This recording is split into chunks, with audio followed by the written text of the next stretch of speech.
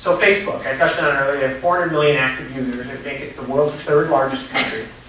The average user has 130 friends. Again, that's gold, because if someone comments on your company page, everyone on their page can see what you wrote, or what they wrote on your page. If they become a friend or a fan of your page, all their users see it, so it's this ultimate in viral marketing.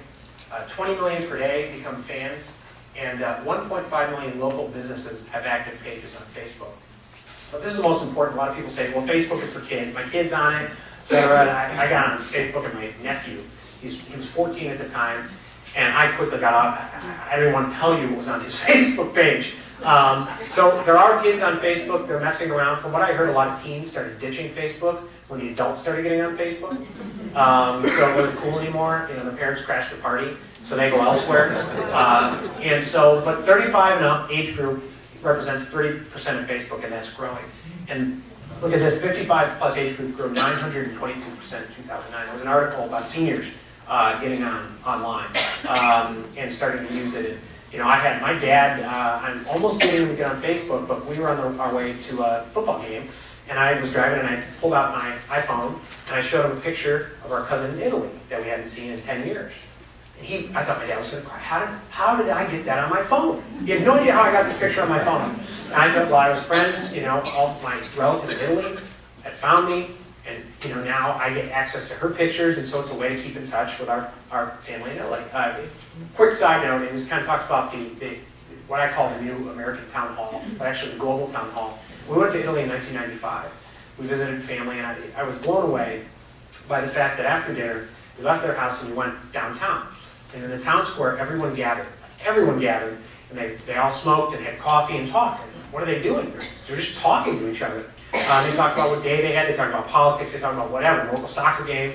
But that's what they do every day. They gather in the town hall. And I had heard, you know, about kind of the demise of the town hall and people gathering and people doing petition drives and showing up for church functions and town hall meetings. And the town hall is dead. There's a book called Bowling Alone, where the author talks about how people are introverted and they're not getting out. Well, a recent Pew study for Internet and the American Life found that actually these new tools are allowing people to engage more. They're actually more socially active. You know, for good or for bad, we saw it last August, right? Literal town hall meetings, people storming town hall meetings. How are they driven there? They're driven there by Facebook. So people online are being driven to do take offline action. But you know, we saw it during the 2008 campaign. I had people coming door to door who received an email who asked them to come door to door to campaign. You know, when 5,000 people join one of our political candidates, join their Facebook page, they're kind of getting engaged in this town hall. And we saw how many people are on email, how many people are on Facebook, 400 million people. So this is how people are getting engaged now. So the big question I have is, well, you know, I have a business and, you know, how do I post personal stuff, and I want people to see some personal stuff, and I'm right there with you. I have 2 young children, and I don't like to put, I'm just careful about what I put out there in terms of pictures. And so I have a personal page, and I used to let anyone join my personal page, and I had a purge of about 200 people last year. So I could post things like my Disney pictures and not be worried that some weirdo is looking at pictures. But there's also, as you go through, there's privacy settings. So even if you have 1,000 people, friends on Facebook, and you don't know all of them, you can set, you know, who can see your pictures. Only certain people. These are private. You know, I can set that only friends are in Facebook are seeing it. And so if you go to it, you may just see everything else except those pictures. But that's my personal page, and so I'll talk about politics, or I'll post pictures or personal things, and then we have our company page, and that's where we post, you know, tips and hints, new studies that are out on online communications tools, and then people will comment, you know, throw up something like, you know, YouTube or Vimeo, you know, things that some people find fun, and you know, this will probably post photos up there, etc. My PowerPoint will be up there, and so you keep them separate. Your personal profile, and then your Facebook page, your business page. You know, here's an example. I mentioned that wine shop. This is great. They keep me updated all the time. If they have a special, they have wine specials, they have wine dinners, specials on the weekends. I'll get a Facebook update. They don't have to sit up and load the email and send me the email. You know, I've opted in. So if I want to opt out, if they post too many pictures of their local wine dinner, that's fine. But that's where they'll put it. I won't get an email with, you know, 300 pictures. They post it here. You know, there's just other people are also on there. It's a little community that they built, that people are putting Facebook updates about their favorite wines. Or I think there was something up here about another one. a wine tasting needed somewhere else, but they have, the wine tastings here, and she'll intersperse it with, the weather, it's a wonderful day, please come in, so, little employee news, so-and-so's moving, come in and welcome her, wish her well next time you see her. But this is a great way to keep, and they have 245 people. Again, my town is very rural, it's in the middle of nowhere, and that's a lot of people. They have the people that are important to them. 245 people is a regular, they have a lot of events, and keep them coming in at a small wine shop is gold for them. Here's my health club.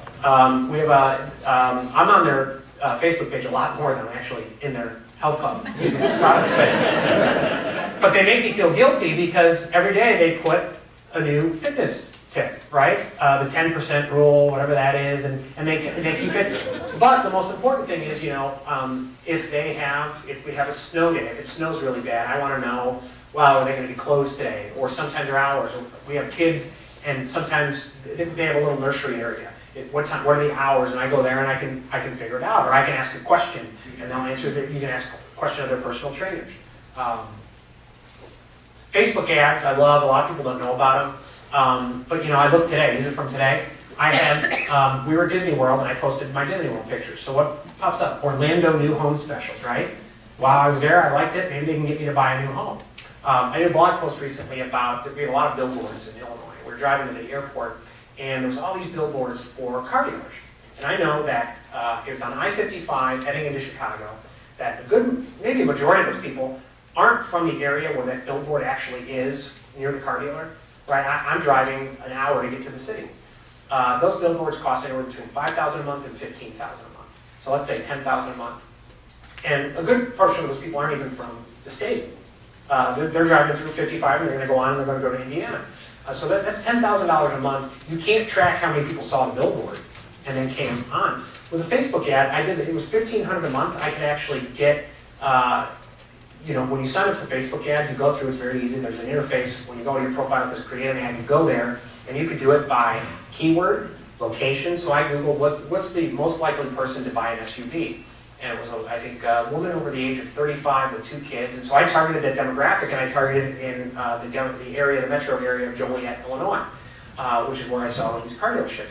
For $1,500 in the month, I could have gotten something like 60 clicks a day to the ad. So if you put up an ad about the SUV that you were promoting on that $10,000 a month billboard, we can drive 60, whatever the math is, 60 clicks a day of people who are actually interested in your car and of the age group and demographic that might buy your car to your webpage to see the special that you have in the car, and you can track all of it.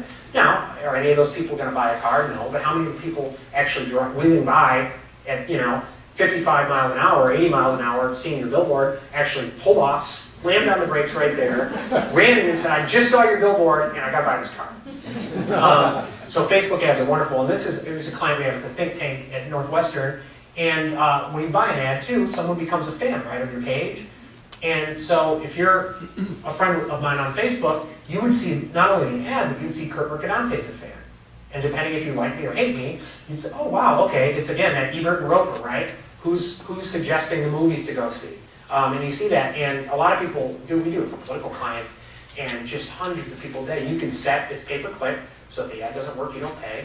You pay, and it depends, 60 or 50 or 60 or 70 cents every time someone clicks on the ad, and it just skyrockets. And a lot of people don't know it.